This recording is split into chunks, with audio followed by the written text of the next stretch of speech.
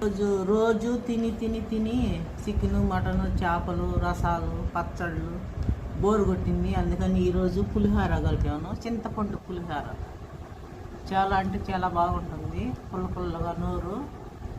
మేమైతే చింతపండు ఎక్కువ తీసుకొని బాగా పిసికి డబ్బాలలో ఇలా ఉడికించుకొని అంతా తీసేసి రసం స్టోర్ చేసి పెట్టుకుంటాం ఫ్రెండ్స్. మేము ఒక నెలన్నర కూడా వస్తుంది ఫ్రిడ్జ్లో పెట్టేసుకుంటే. అయితే నీళ్ళు డబ్బా బాగా ఎండబెట్టుకొని పెట్టుకోవాలి. డబ్బా నీళ్ళు తేమ ఉండకూడదు, లేదంటే బూజు పడుతుంది. ఒకటిన్నర నెల అయినా వచ్చింది. ఈ మాదిరిగా మేమంతా కలిపి పెట్టుకుంటాము.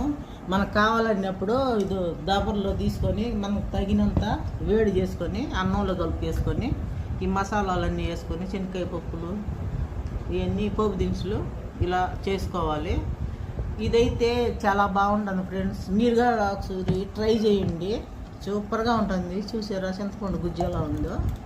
నెలన్నర వస్తుంది స్టోర్ చేసి పెట్టుకుంటే చాలా బాగుంటుంది ఫ్రెండ్స్. మీరు కూడా ఒకసారి ట్రై చేసి మా ఛానల్ నచ్చినట్టయితే లైక్ చేయండి, షేర్ చేయండి, సబ్స్క్రైబ్ చేసుకోండి ఫ్రెండ్స్. చాలా అంటే చాలా బాగుంటుంది ఫ్రెండ్స్.